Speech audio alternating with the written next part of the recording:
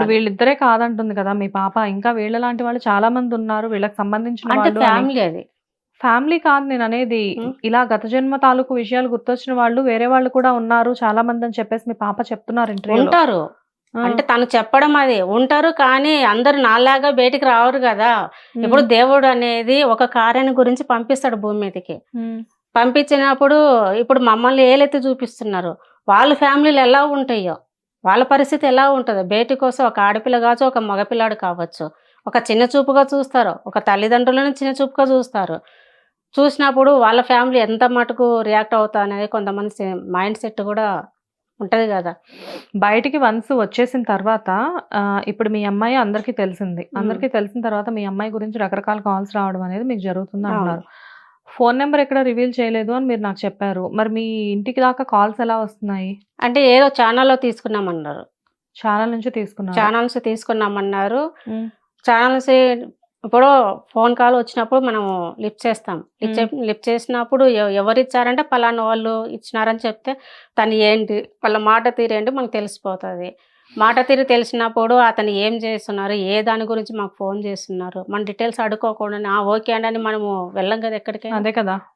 అట్లాంటి సమయంలో నేను మీ అడ్రస్ ఏంటి, మీరు ఎవరు ఇచ్చారు, నేను ఆ ఛానల్కి ఇంటర్వ్యూ ఇవ్వలే కదా, ఇవ్వకోకుండా వాళ్ళు ఎట్లా ఇచ్చారు, వాళ్ళలో ఎవరు ఇచ్చారంటే నాకు శిష్యులు 17 మంది ఉన్నారు, 20 మంది ఉన్నారు. శిష్యులు ఉండరంట. ఒక శిష్యులు ఉన్న గురువు మాట్లాడే పద్ధతి ఎలా ఉంటుంది అంటే ఆయన ఒక గురువు గారా? అతను గురువు అంట. ఓకే. ఒక గురువు మాట్లాడేటప్పుడు ఒక లేడీస్తో మాట్లాడేటప్పుడు ఎలా మాట్లాడతారు? మీరు గురువు అంటున్నారు కదా గురువు గారు, మరి గురువు అన్నప్పుడు మీరు ఎవరు ఇచ్చారు, ఎక్కడి నుంచి ఇచ్చారు, మీరు లొకేషన్ ఏంటి, సరే మేము అక్కడికి వస్తామన్నాం కదా, మీకు భయం ఎందుకు, మీరు పలానోళ్ళు ఇచ్చారని చెప్పడానికి మీరు ఎందుకు భయపడుతున్నారు అని అడిగినందుకు నాకు భయమా, నన్ను ఎదిరించిన వాళ్ళు ఆ రోజు ఆఖరి డేట్ అన్నాడు. ఆయన ఎదిరించిన వాళ్ళకి అదే రోజు ఆఖరి డేట్ అంట. సరే మరి ఆఖరి డేట్, నేను భయపడట్లేదు ఒకరికి, నా మాట వింటేనే అందరూ భయపడతారు, నువ్వు నన్ను ఎదిరిస్తున్నావు, నేను ఎవరికి ఒకరికి నేను భయపడను. నేను రీజన్ అడుగుతున్నా, నీకు నెంబర్ ఎవరు ఇచ్చారు, నీ అడ్రస్ చెప్పు, నేను వస్తా అంటున్నా. అలాంటప్పుడు నా అడ్రస్తో నీకేం పని? నాకు నా దగ్గర 17 మంది శిష్యులు ఉంటే 20 మంది శిష్యులు ఉంటే ఎంతమంది శిష్యులు ఉంటే నాకేంటి? నువ్వు రీజన్ చెప్పాలి కదా. ఒక గురువు మాట్లాడే పద్ధతి ఎలా ఉంటుంది, అలా ఉంటది కదా. ఎదిరించడం బెదిరించడం ఓకే, కానీ మిమ్మల్ని వాళ్ళు బెదిరించారని చెప్పేసి అనడానికి ఏదైనా ప్రూఫ్ ఉందా? ఉంది, రికార్డింగ్ ఉంది నా దగ్గర. అది రీసెంట్ గా కూడా ఎవరో ఒక ఆవిడతో ఫోన్ కాల్లో మాట్లాడుతున్నాడు, మాట్లాడుతూ ఒక మంత్రాలు చదివితే కూడా ఆ రికార్డింగ్ నాకు పంపించాడు. మంత్రాలు ఏంటి? ఏదో సికింద్రాబాద్ దగ్గర ఏదో పాత బావి అంట, ఆ బావిలో పోలేరమ్మ పోచమ్మ ఏదో చెప్తున్నాడు, భద్రకాళి నువ్వు వెళ్ళి చూడు, అక్కడ నీకు నీళ్లు ఉండయా, ఏముండయా, ఎన్ని ఫీట్లో నిధి ఉంది ఏంటి అనేది ఆ రికార్డింగ్ అనేది నాకు పెట్టాడు. ఎవరండి మీరు నాకు రికార్డింగ్ పెట్టడానికి అంటే శిష్యులు అని పంపించి, నేను ఏమన్నా నీ శిష్యున్నా? నేను నీ శిష్యుడు కాదు కదా, నీ దగ్గర గురుప్రదర్శన తీసుకున్నా నీ శిష్యురాలు కావడానికి ఇట్లాంటి రికార్డింగ్లు పంపిస్తారా అని అడిగినందుకు, నీ పేరేంటి చెప్పు, నువ్వు ఎక్కడుంటావు చెప్పు, నేను ఇక్కడి నుంచి నా శక్తి ఏంటో నేను చూపిస్తాను, నువ్వు తట్టుకుండగలకుంటే తట్టుకొని నీ శక్తి ఏమిటో అని.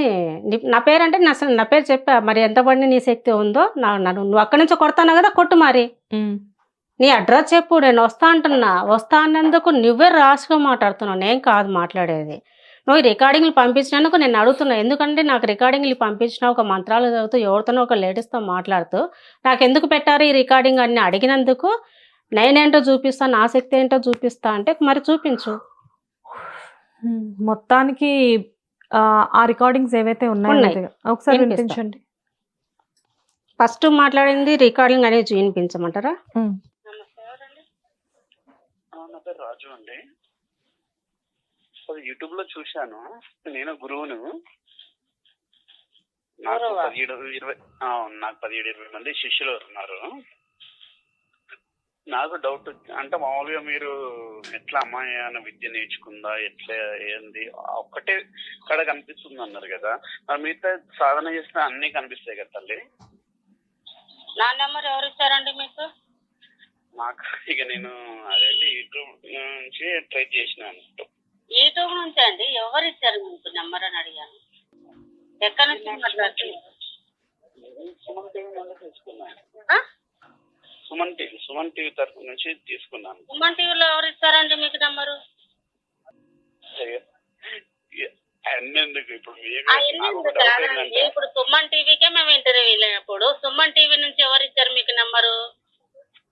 నాకు యూట్యూబ్ సుమన్ టీవీలో మీరు ఇంటర్వ్యూ ఇవ్వలేదా? అదే ఎవరు ఇచ్చారని చెప్పాలి కదా. మీరు గురువే, మీ దగ్గర 10 మంది 20 మంది మీరు శిష్యులు ఉండొచ్చు, కాదన్నట్లే. మీరు ఎవరికి ఇచ్చారు? నా ఇంటెన్షన్ ఏంటంటే ఇప్పుడు నేను ఎట్లా అంటే ఎంత షార్ట్నెస్ ఉంటుందంటే నా శిష్యులతో నేను కూర్చున్నా, నా చేతిలో ఏముంది అక్కడ కూర్చొని అయినా లైవ్ లో చూసి చెప్పేంత కెపాసిటీ ఇస్తారు అన్నట్టు, పవర్ అనేది ఆ లెవెల్లో సాధించుకోవచ్చు కదా అని నా ఇంటెన్షన్. మీ పేరు ఏం పేరు? రవి కిరణ్. ఇందాక రాజు అన్నాడు. సరే ఆపేసింది. మీకు ఇంట్రెస్ట్ ఉంటే మాట్లాడండి, లేదు నాకు ఇంట్రెస్ట్. నెంబర్ ఎవరితో చెప్పాలి కదా. వాళ్ళు మాకు ఎంతో లింకులు ఉంటాయంటే దేనికి ఆఖరి రోజు నీకు అదే చెప్తున్నా. నీకు ఇంట్రెస్ట్ ఉంది, మేము నేర్చుకోవాలి ఇంట్రెస్ట్ ఉంది అంటే నేను ఇచ్చే పవర్ ఎట్లా ఉంటది అంటే విత్ ఇన్ 11 days లో క్లారిటీ ఉంటుంది. విత్ ఇన్ 11 days కదండి. మేము నేర్చుకుంటామని చెప్పట్లే కదా. మీరు ఎవరు ఇచ్చారు నెంబర్ అయితే మీరు చెప్పట్లేదు. మాకు ఇస్తూనే ఉంటారు. అవన్నీ ఎందుకులేండి, అవన్నీ ఎందుకులేండి. కాదండి, మీకు పలానోళ్ళు ఇచ్చారా? ఇందులోనే ఉండేది. నీకు అదే రోజు ఆఖరి రోజు అన్నాడు. మళ్ళీ ఇంకొక రికార్డింగ్ భద్రకాళి పంపాను నీ దగ్గరికి. భద్రకాళి వెళ్ళి తల్లి మన బిడ్డని చేయబట్టుకొని తీసుకున్నాగానే నా దగ్గర కూడా భద్రకాళి నడుచుకుంటూ వస్తున్నట్టు. భద్రకాళి నా బిడ్డని చేయబట్టుకొని తీసుకెళ్ళి అక్కడ సికింద్రాబాద్లో ఏ ఉందో చూపించి తల్లి మంత్రం చదువుతున్నా చూసుకో. ఇక భద్రకాళి వెళ్ళు, నా బిడ్డ చేయబట్టుకొని తీసుకెళ్ళి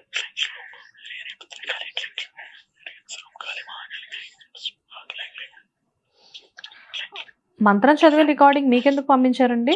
తెలియదు అంటే శిష్యులకు పంపిపోయి మీకు వచ్చంటే మేము శిష్యులమా ఎట్లా పంపిస్తారు నెంబర్ చూసుకోమని అడిగిన. బావి ఉంది, బావి చుట్టూ నీళ్లు ఉన్నాయి, కానీ పాములు కూడా ఉన్నాయి.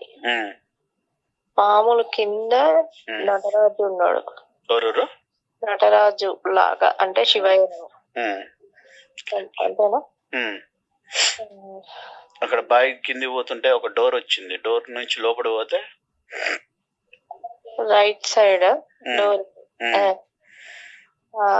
ఆ డోర్ లోపలికి పోతుంటే ఎవరో అదే నువ్వు అంటావు కదా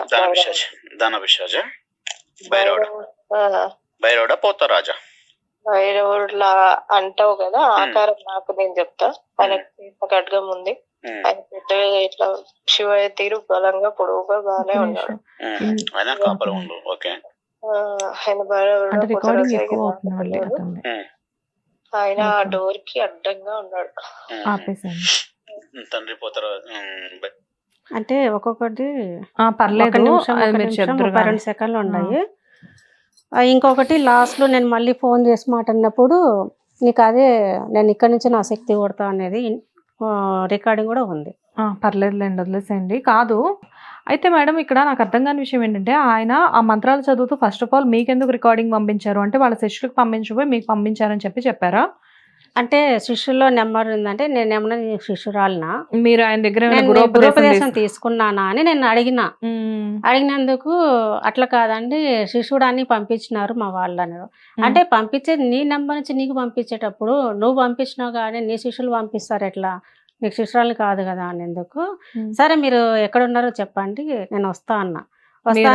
నేను అడిగిన ఫస్ట్ నేను అడిగినప్పుడు అంటే ఏమన్నాడంటే కనుక భద్రకాళి టెంపుల్ దగ్గరికి రానండి. భద్రకాళి టెంపుల్ అంటే ఎక్కడండి, ఏ ఊరు భద్రకాళి టెంపుల్ ఎక్కడ మేము రావాలి అంటే భద్రకాళి టెంపుల్ కాడికి అక్కడికి రండి నేను వస్తాను అన్నాడు.